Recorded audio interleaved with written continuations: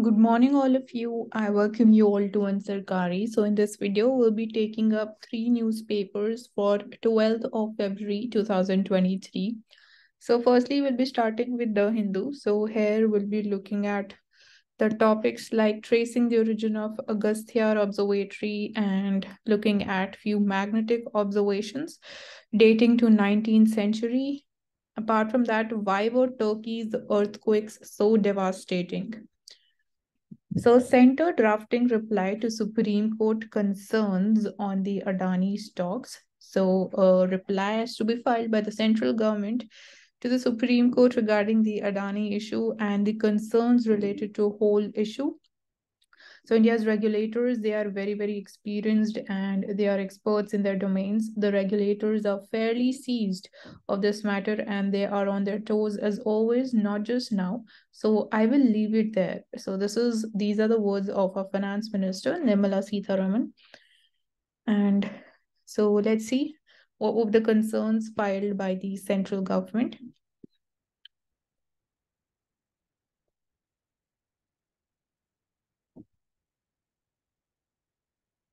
So when we talk about film certifications, so from geopolitics and religion to the police, the Central Board of Film Certifications ambit, it has grown beyond the traditional concerns. So there have been over 1,000 cuts and revisions demanded in 300 movies. So partly the concerns were related to violent sexual content, abusive language, and some of the recent concerns, they are related to integrity of India, security of the state, friendly relations with the foreign states, mentions of the government and the prime ministers in reference to beef. So basically, the concerns, they have now shifted or transformed into more related to national security and our relations with the foreign states.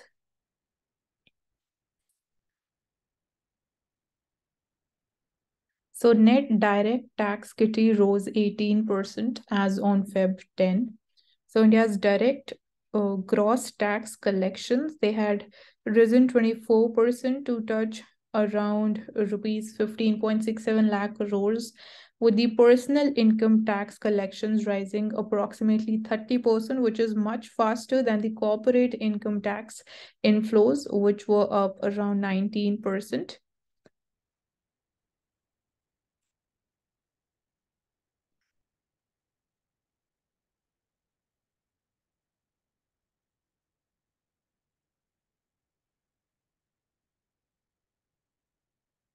So when it comes to promotion of millets, we see that customers don't prefer millets and they get a cold shoulder at the G20 food festival.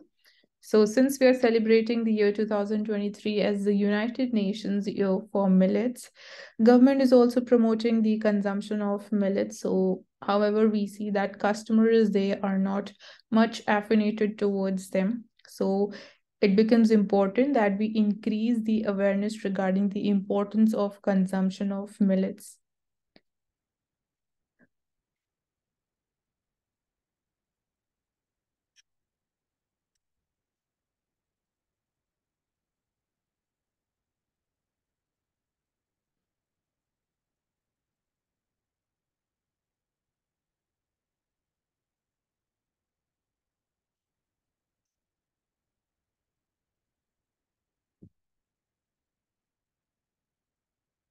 So, as I started with that, we'll be looking into this topic related to Agastya Kudam's Lost Observatory. And it is basically the misty peak in the trekker's destination on the Western Ghats straddling Tamil Nadu and Kerala. It was once home to a forgotten and long lost 19th century observatory, which was established by a Scottish meteorologist.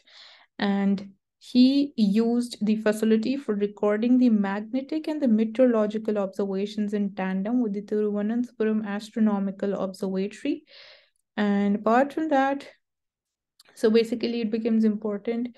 And here a sketch has been provided in front of us about this Agastya Observatory, which was there from the bronze memoir report on the observatories of High Highness, the Raja of Travancore, and on the Agastya peaks of the Western Ghats. So its location becomes important.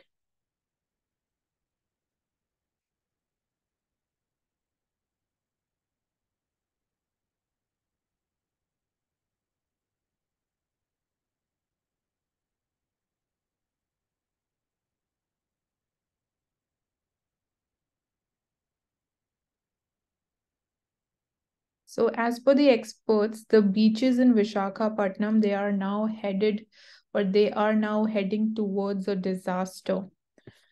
This is as per the Union Minister of State for Earth Sciences said in Rajya Sabha that about 28 kilometers of the coastline in Vishakhapatnam is prone to erosion.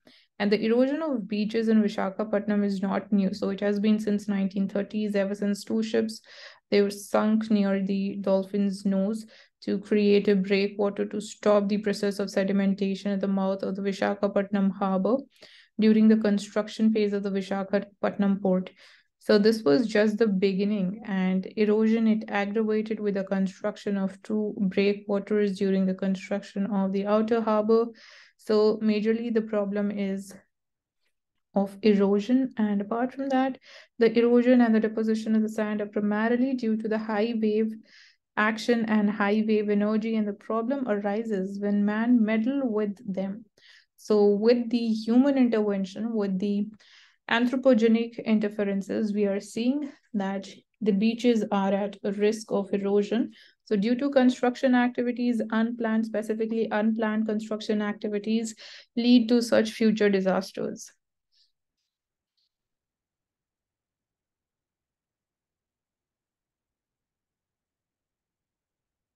So DRDO, it asked the industry to join the fifth generation fighter development, and the new indigenous jet, it will be a fifth generation 25-ton multi-role and twin-engine stealth aircraft, which is being designed by the Aeronautical Development Agency, and firms invited to participate as technology come investment partners.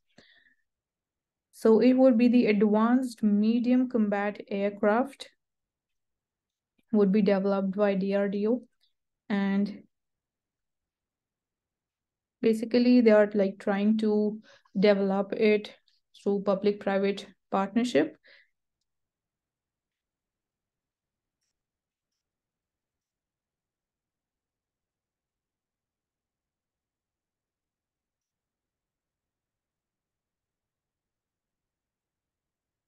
So World Hindi Conference is being organized in Fiji to highlight the links with the Pacific Ocean region. So the Secretary of East, that is Ministry of External Affairs, says that thousands of Indians were taken to Fiji during the colonial period as laborers, and today their descendants, they are proud of their Indian heritage and the language.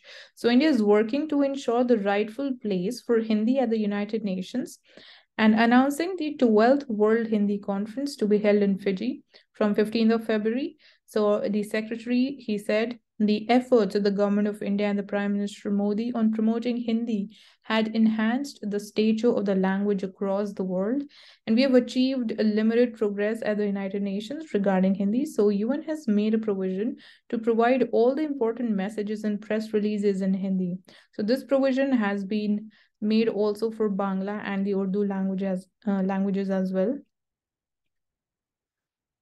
So this World Hindi Conference is an opportunity for India to highlight the links between India and the Pacific Ocean region, where Hindi-speaking people from the Gangetic Belt and from other parts of India, they were taken during the 19th century, during the colonial period.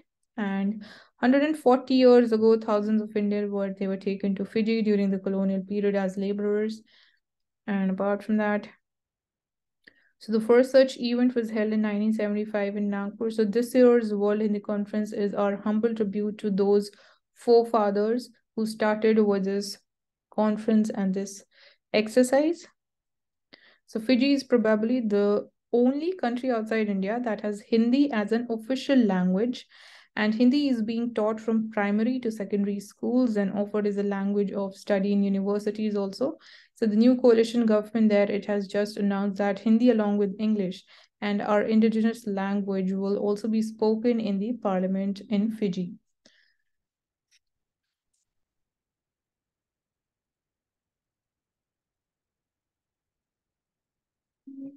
So Chief Justice of India says that constitutional values will help us to fight against inequality. And he says that The surest way to make inequality a distant dream of the past would be to inculcate the spirit of constitutionalism in the society, but much work remains to be accomplished till we rest, and the deep rooted inequality, which fractured our society at the time of independence, persists even today. And we often have a look at a data which shows us increasing income inequality in India. There is highest amount of poverty in India in the entire world. So all these things are definitely pointing towards increasing income inequality when we say that almost top 10% of our population holds around 70% of India's total wealth. So this is more than sufficient to tell that there is high amount of inequality present in India even today. So he highlighted the difficulties faced by the father of the constitution, that is B.R. Ambedkar. The decks were stacked against B.R. Ambedkar, sir, because of a society diseased with the caste, and yet he persisted and he went on to become one of the most towering personalities in the history of our country, probably in the world also.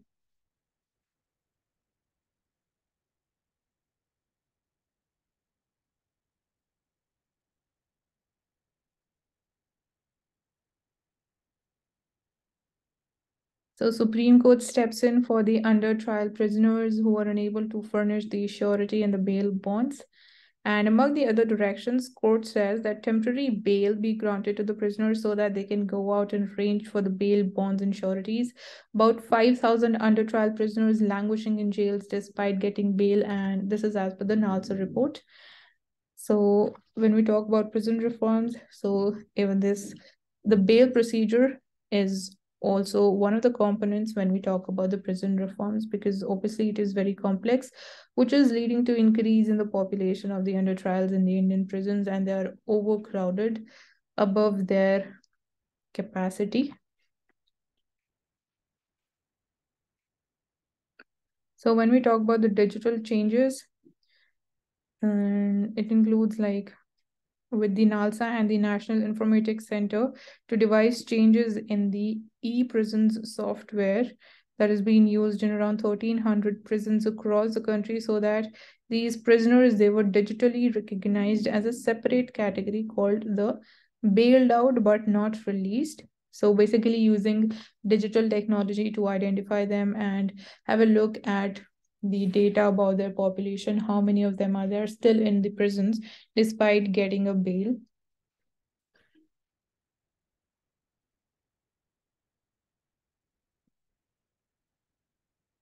So President says it is important to conserve the traditional varieties of rice, and she called upon the scientists to find a middle path between preserving and conserving the traditional varieties of rice on the one hand and maintaining ecological balance on the other, because we know that rice is a water intensive crop.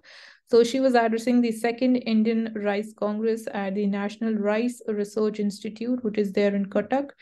And she said basically she was in a way, she was appealing to the scientists to seek solutions by collecting, identifying, and characterizing the unique rice germplasm and that can survive cultivation challenges. And another challenge is to save the soil from excessive use of fertilizers.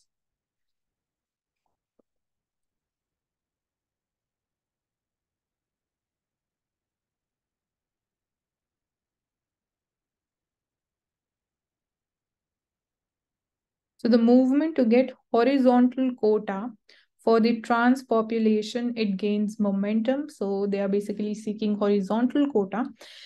And here, nearly 9 years after the historic NALSA judgment of the Supreme Court, which recognized the transgender persons as a third gender and issued directions to protect their rights and dignity, a movement to secure horizontal reservation for them in public education and employment is gaining momentum. So it includes a legal battle that seeks to modify a part of the landmark 2014 judgment.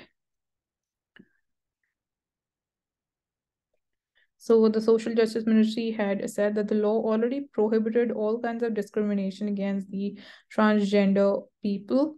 So they can give reservation to EWS, but not to us. And for 70 plus years, we have been begging and doing sex work and we have nothing at all.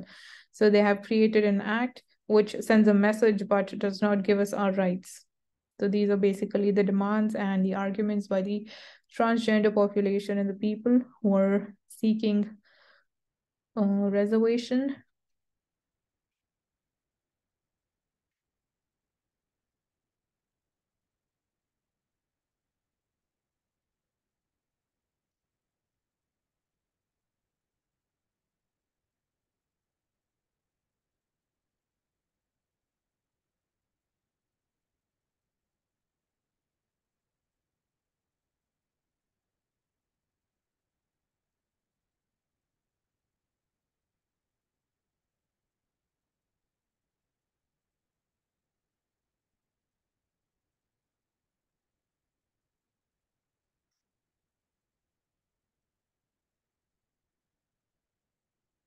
So on the science page, it is important to understand what are quasi-crystals.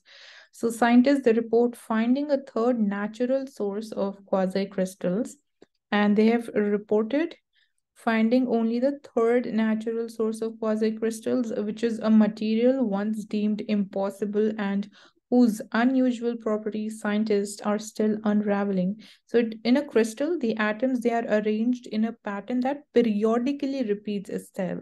Whereas in quasi-crystals, atoms, they are arranged in a pattern that repeats itself at an irregular interval. So this is one of the main difference between crystals and quasi-crystals. So quasi-crystals were discovered in the lab in 1982, and in the late 1990s, scientists, they began looking for quasi-crystals in nature, if they occur in any natural form or not. And after a decade-long quest, we see that we find first natural quasi-crystal in 2009 as a microscopic grains in a piece of a meteorite in the Koryak Mountains of Russia. So you can find out more about quasi-crystals here. Basically, we just have the definition and one of the differences between crystals and quasi-crystals.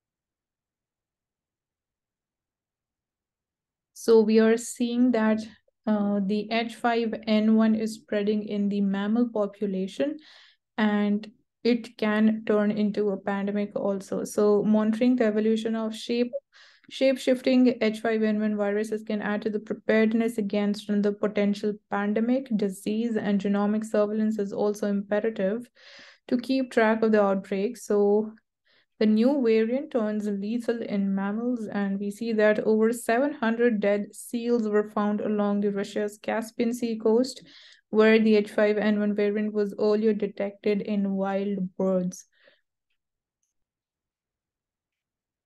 So a new bird flu, which is, we also address it as H5N1 virus, it emerged in 2020 and spread rapidly across Asia, Africa, and Europe, and it subsequently spread to the North and South America by 2021 and 2022 respectively.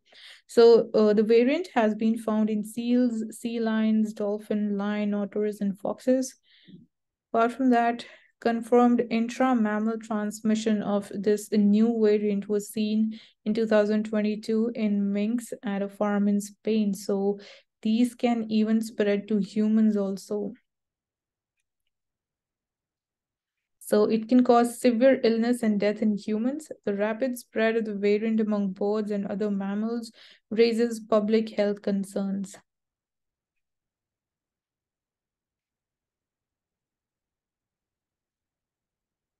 So we saw extensive wetland losses of about 21% between 1700 and 2020. So between basically 18th to 21st century, we saw a 21% loss in the wetlands. So this is for the entire world, and majorly it is because of the climate change again and one of its impact. So this can definitely impact the food chain also and the biodiversity population, and also disbalance the ecological balance. So that is there.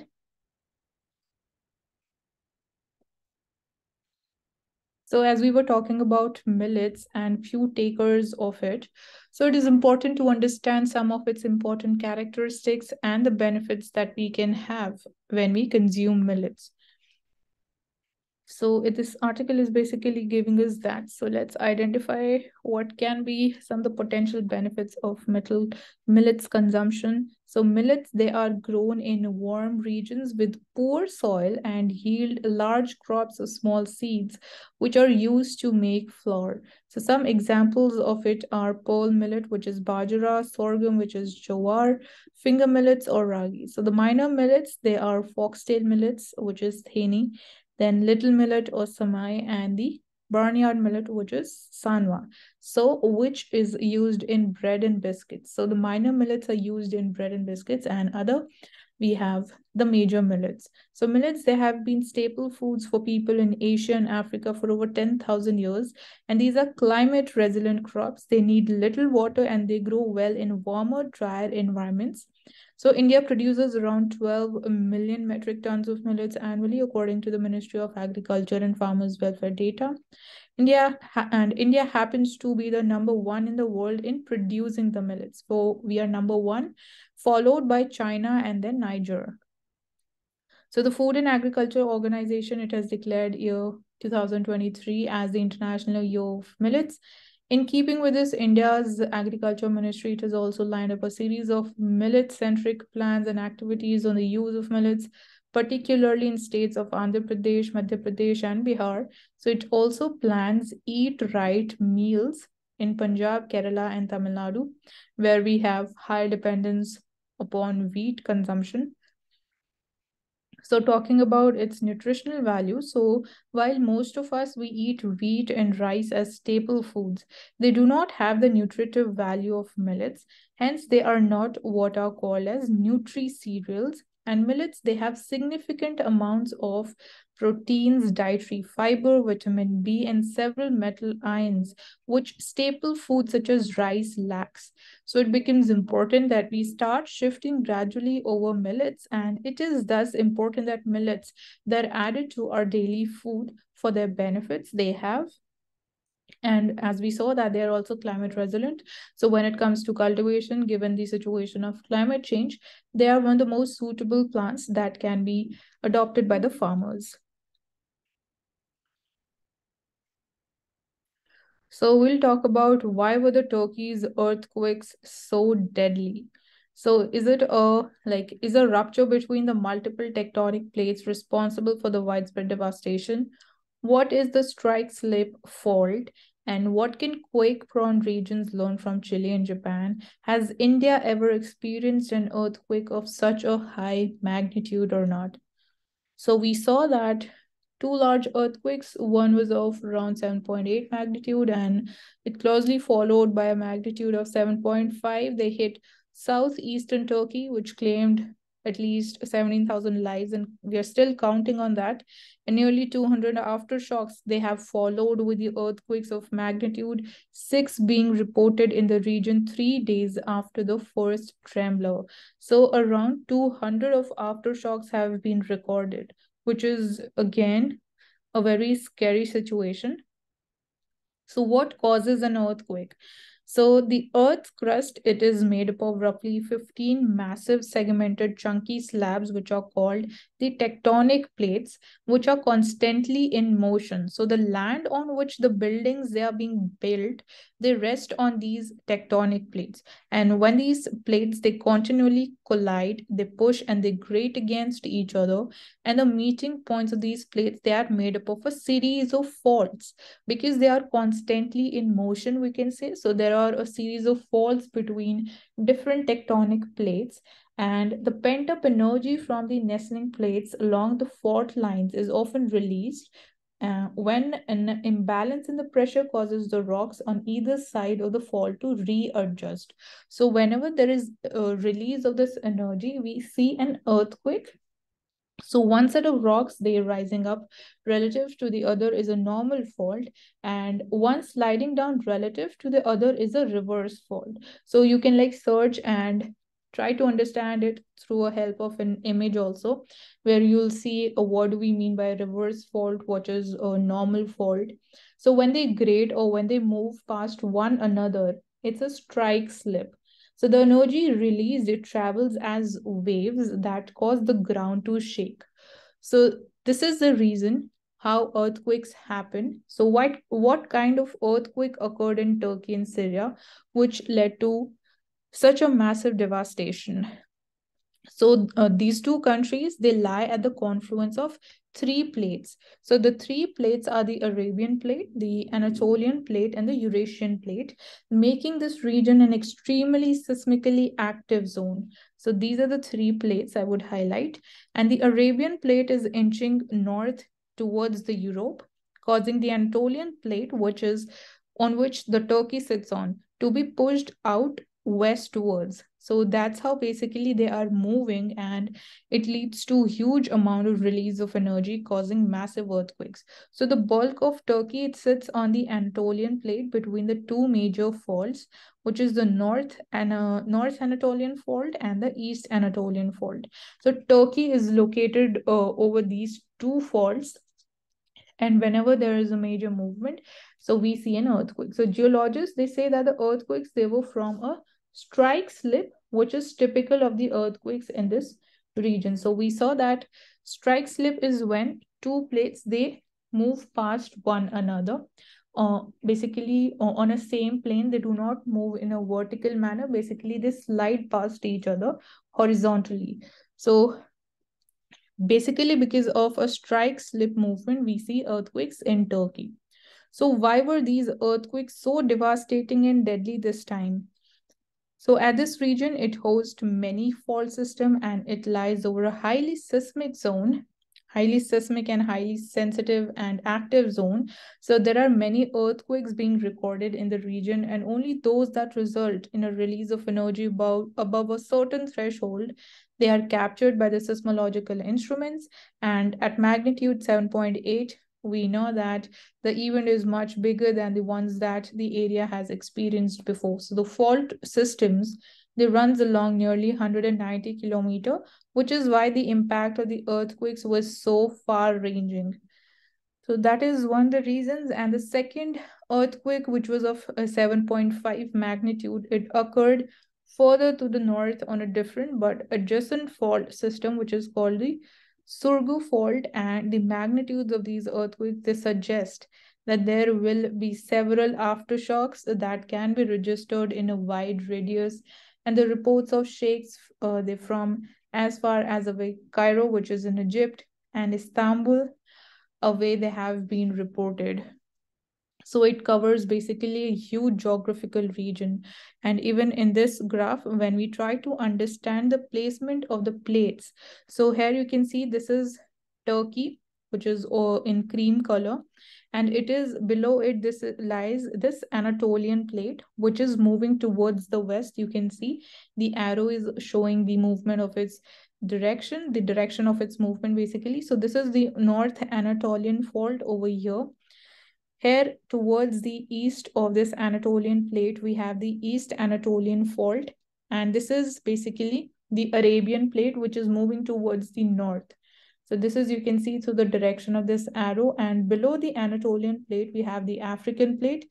Towards the west of the Anatolian plate, we have the Aegean plate. So that's how these plates are located. And obviously, Turkey, Syria, Iraq, all the surrounding countries are at a higher risk when it comes to the earthquakes. So, are there similarities to the earthquakes in India? So, can energy from the latent pressure be built up over the years? So, when we talk about the Indian plate, which is colliding into the Eurasian plate and it is also tilting upwards, it created the Himalayas. So, when the Indian plate, it started colliding with the Eurasian plate, it led to the formation of Himalayas. So, Himalayas, they are fold mountains, and the most common type of earthquake in the Himalayan region is due to the reverse force because of the compressive forces between the two plates, which is the Indian plate and the Eurasian plate, which leads to earthquake in the region around India and even in India. So based on the amount of slip, that is the amount of the movement of these plates that is observed in earthquake, we see the measurement of the amount of the strain that accumulates every year. Scientists, they can deduce the latent pressure that's building up along the faults that has been released. So we don't have very accurate records that date back, say, 1,000 years on 7+ magnitude earthquakes. And the records of the last 300 or so years suggest that those that have occurred, they haven't released all the pent-up energy, and that's why we think a major one, maybe even an 8 magnitude one, is still overdue over the Indian regions. So this definitely should shift our concern towards the preparedness for the earthquake, because it is saying that the whatever earthquakes we saw in the past, that has not completely released the energy, and still there is some energy to be released, which can even lead to an earthquake of the magnitude 8 on the Richter scale. So definitely, when it comes to disaster preparedness, when it comes to mock drills and our preparedness and our response, even whenever there is any situation like this, it all this becomes very important. So planning is very important over here. So in the Turkey-Syria earthquakes, energy from nearly 300 years of accumulated strain was released in this earthquake. So this energy was basically was building for the past 300 years, which led to such a huge earthquake this time.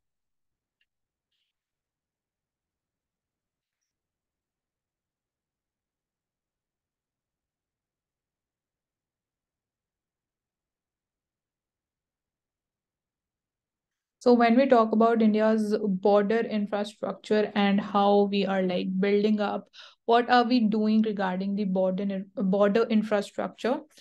So we'll be looking into what is India building in Ladakh, in Arunachal Pradesh, and other places in the north and the east. Besides the roads, what other connectivity is India looking for, and what are the projects being executed in countries such as Myanmar, Bangladesh, Bhutan, Nepal, and Sri Lanka? So we see that at an unscheduled briefing during the parliament session this week, the External Affairs Minister, he released details of the government's projects on the border infrastructure and the connectivity. So it focused on initiatives in the north and the east along India's approximately 3,500 kilometer long border with China along the line of actual control, including ramping up of the infrastructure on the Indian side in Ladakh, Himachal Pradesh, Uttarakhand, Sikkim, Arunachal Pradesh, as well as projects which are connecting India to its friendly neighboring states such as Bangladesh, Bhutan, Nepal, and Myanmar. And so, what initiatives did this briefing outline? So we see that improving the connectivity to the LAC through the roads, bridges, tunnels, improving the cross-border connectivity to the neighboring countries via highways, bridges, inland waterways, railroads, electricity lines, and fuel pipelines, modernizing and constructing the integrated checkpost at the all border crossing to smooth the trade, and then funding and constructing infrastructure projects in the neighboring countries, other different initiatives that India is working upon when it comes to the border infrastructure.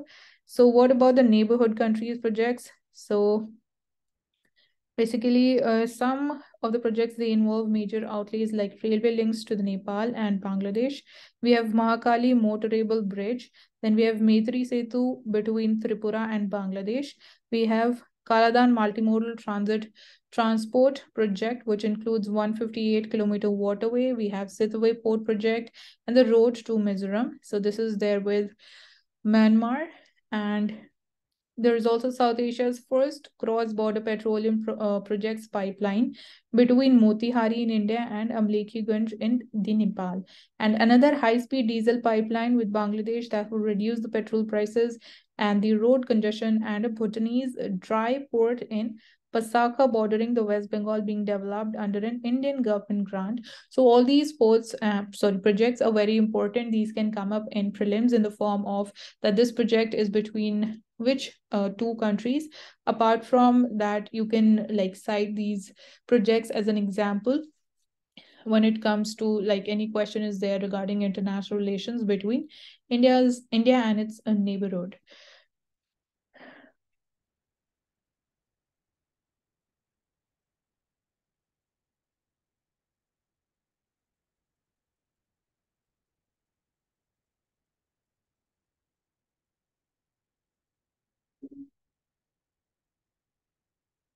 So there will be a financial information registry which will offer the lenders a 360-degree perspective on the potential borrowers.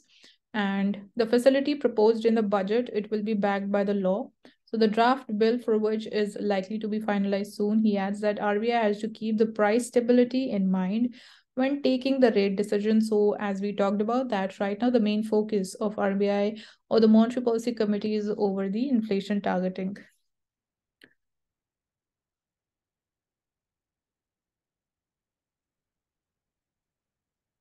Now we'll move on to the Financial Express.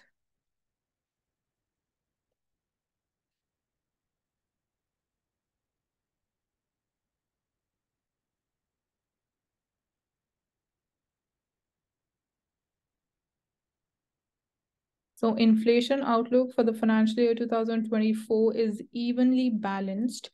So the RBI governor says that the retail inflation could fall further from 5.3% projected if we see that crude prices they remain benign. And he said that RBI has assumed crude prices of around $95 per barrel for its inflation projection for the next fiscal.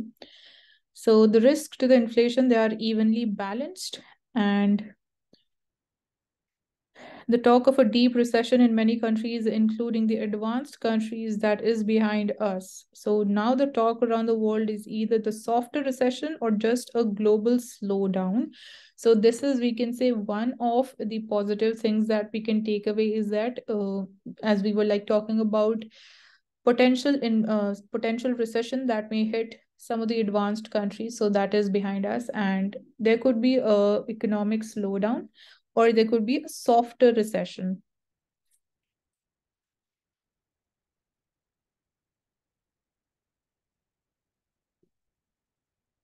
So India recently launched an art index where which is basically based on the hedonic pricing, joining the likes of others, like you can see the names have been mentioned. So there's like it met a tepid response. So basically, we see that Senior Vice President of DAG says that we cannot have a price range per square foot for rare and historic paintings because obviously you cannot decide their value just on the basis of per square foot criteria. And so another view is that movement in the art world comes from the hype, which is not quantifiable. And the index is a service to the artist community to help legitimize art as an asset class. So basically, through this creation of this index, basically art would also be made an asset. It would be made into an asset where you can invest likewise, and you can buy and sell art through this platform.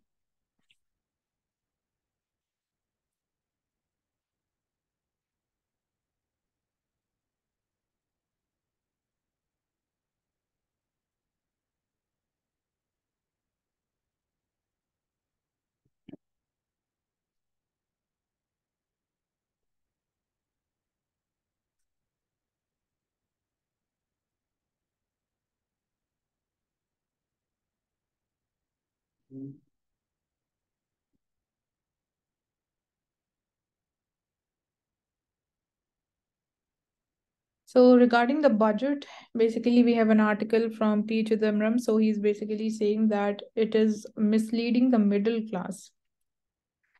So who is actually middle class? So there's a study by Price, that is People Research on India's consumer economy.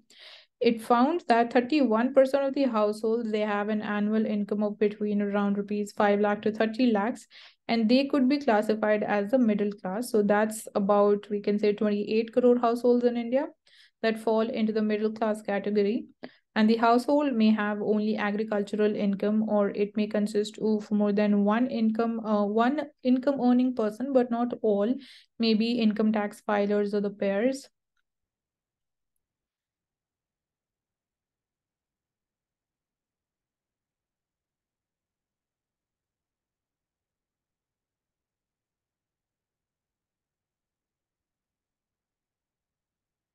So here the important issue is whether from a taxpayer's point of view, is it prudent and beneficial if the taxpayer saves and spends or only spends the money? So which situation is more beneficial, that either the taxpayer saves and then it like save some amount and spend some amount, or it is beneficial that a person should only spend and spend.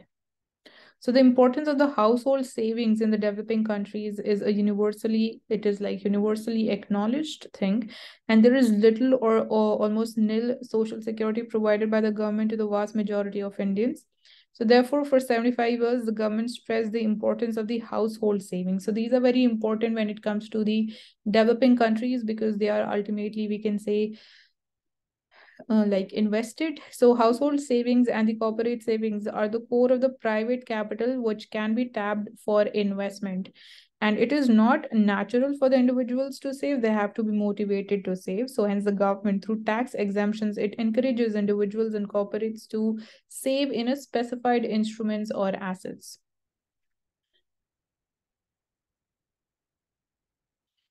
So basically, all the other elements are little political in nature, so we'll not go into that.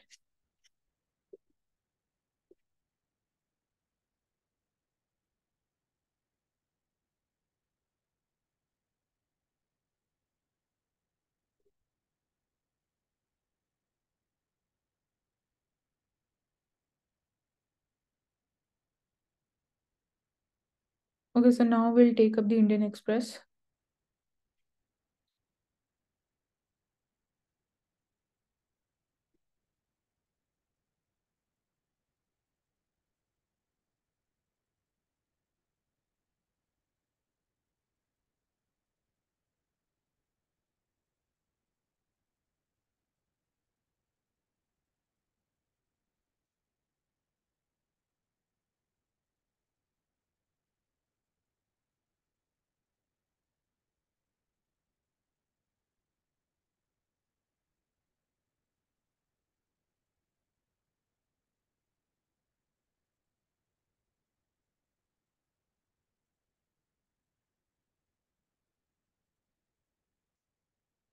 So we're celebrating 200th birth anniversary of Maharishi Dayanand Saraswati. And quoting his words, one should not be content with one's own prosperity only, but should consider the prosperity of all as his own prosperity. So kind words coming from him.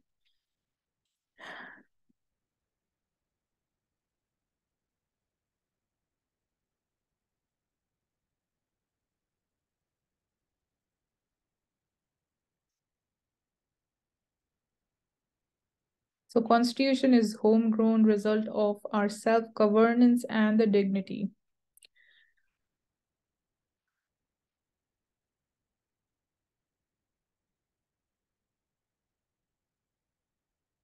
So basically, we'll come to the editorial section, look into if we have something important. We've already looked into this article, which was there in the Financial Express regarding misleading the middle class.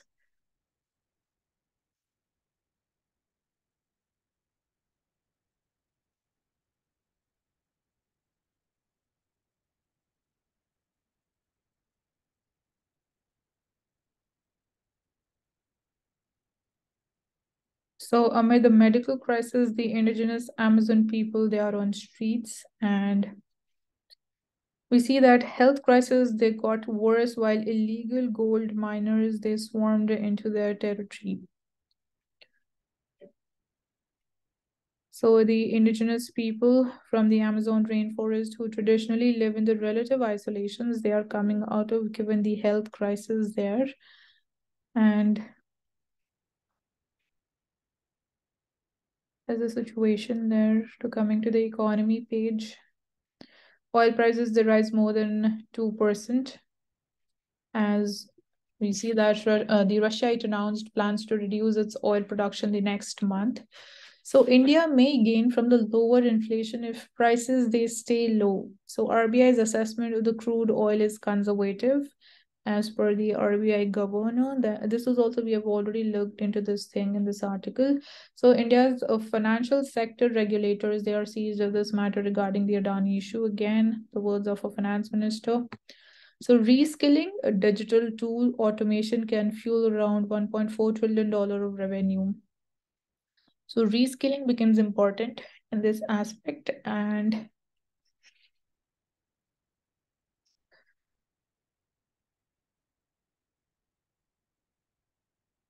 so that's all for today. Thank you for joining in Sarkari.